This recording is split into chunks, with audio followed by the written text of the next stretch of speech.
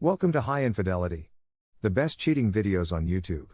If you enjoy this content, remember to subscribe and turn on notifications. Now let's get into the video. My girlfriend cheated on me with her ex and I don't know what to do. I'll start with some background information. I'm 31 years old, and my girlfriend is 30. In July of 2019, we began conversing outside of Match.com. In late September, we became a couple for the first time. For a long period, everything was going swimmingly. I invited her to come in with me in February 2020, but she thought it was too soon, which I understood. We'd spend the majority of our evenings together anyhow, when our job schedules permitted. She works night shift as a nurse. She revealed immediately away that she had a man closest friend. I assured her I was alright with it, but I wondered if she ever saw anything there.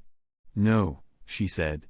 She says I never asked her this, but as someone with trust concerns, it's something I would have asked without hesitation. Nonetheless, a few months ago, I had a dream that we were at a party, and it came to my attention that she had hooked up with someone I knew before we were together, but had never informed me. I knew it was only a dream, but I told her about it and asked if she ever hooked up with someone I knew, and she said no twice and that she would tell me that. We went on a date last week, and she stated at dinner that she and this buddy had a lot of H when they were younger, no S. This raised a red signal for me right away. I honestly didn't care that they used to hook up, I cared that she lied to me about it many times. She said that one of her ex-boyfriends found out about it and told her not to speak to that friend again. That was the reason she didn't tell me. She didn't want to be without that pal. She said that the joking about had ceased some time ago and that they were now simply friends. That was something I thought she said. I conveyed my disappointment and said that I would never lie to her about anything like this. I've always mentioned she had 24-hour access to my phone if she had any questions. This is still true today. She said the same thing and stated that she had nothing further to conceal. I asked her if there was anything more that would irritate me so much that I needed to know about because I couldn't take any more of that anxiousness. She said that she had given it much consideration and that she had nothing further to say to me. We've arrived at yesterday night. We were okay and had a wonderful Mother's Day with my parents coming over for lunch. She had to work that night and was hurrying about since she had taken a snooze before her duty. She had left her phone at home. Given that I had been considering proposing to her, I needed confirmation that our relationship was in good hands. I took out her phone, which is clearly not good. I simply assumed that if I didn't find anything, everything would be okay and I'd have no trouble proposing to her. I just paid attention to two things. Her messages with this acquaintance, as well as her photographs. She only texted this person a few times each month, and nothing was involved, but there were a few things that bothered me. First, every text they exchanged before we began chatting in July 2019 was wiped, and her text history with him ended precisely there. He also referred to himself as her best buddy in quotation marks. That implies they're not what they seem to be. She says it's because they don't chat much, which they don't, but it simply seems out of character for people who used to have fun. Then there were the photographs. I had lately inquired as to why she had so many text snippets in her photos. She went through a few, each with a different cause, but stopped after a few. I was actually interested in what they were, so I looked. There were screenshots of text from several of her exes in addition to the handful she mentioned. They seemed to be breakup messages, based on what I can tell. Which is a bad idea to retain, but that isn't the point here.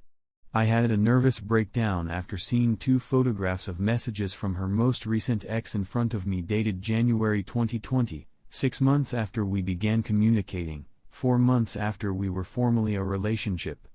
Both are the same dialogue, but they are too extensive to put on a single screenshot.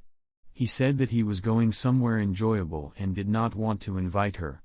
She inquired as to why. He said that he did not want her partner to find out or seek her down, and that others could learn about her filthy little secret. She informed him that he enjoyed being her filthy little secret and that she had just spent 2 days at his place and that it was just where she wanted to be. She inquired if he was bothered by the fact that she had a boyfriend. He answered he didn't have a crystal ball when she asked whether he felt they had a future together.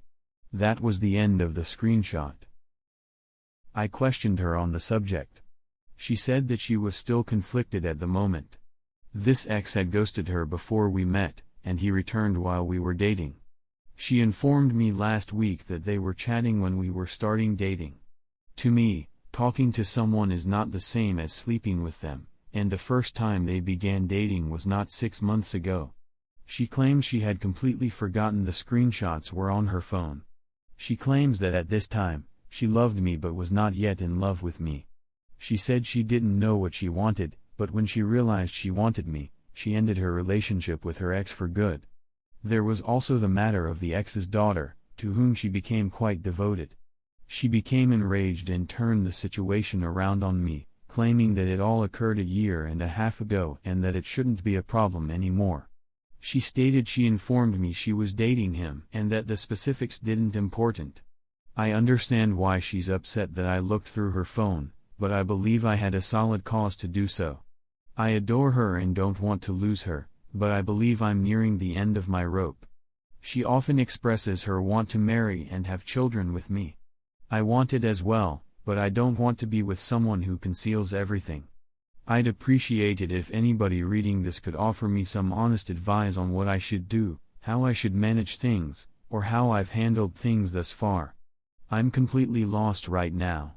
Sorry if I have a lot of language mistakes as well, my brain is simply not 100%.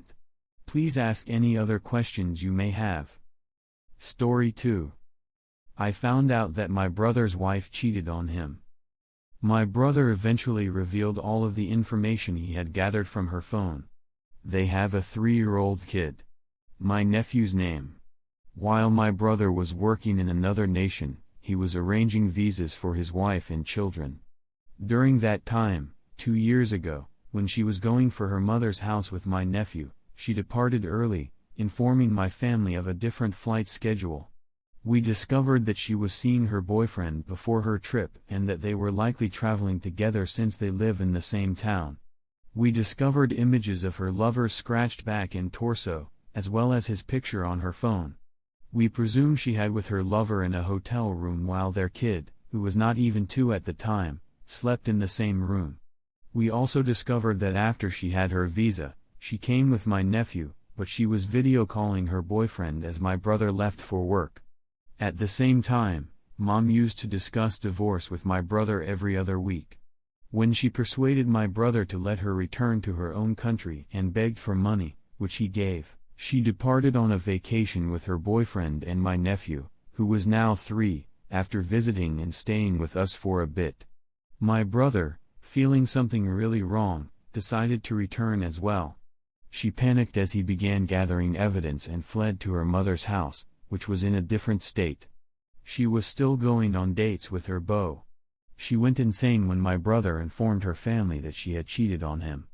Denying the charges, putting her pals on the position and forcing them to speak falsehoods. When my parents went to see their grandson, they observed how emaciated he had grown.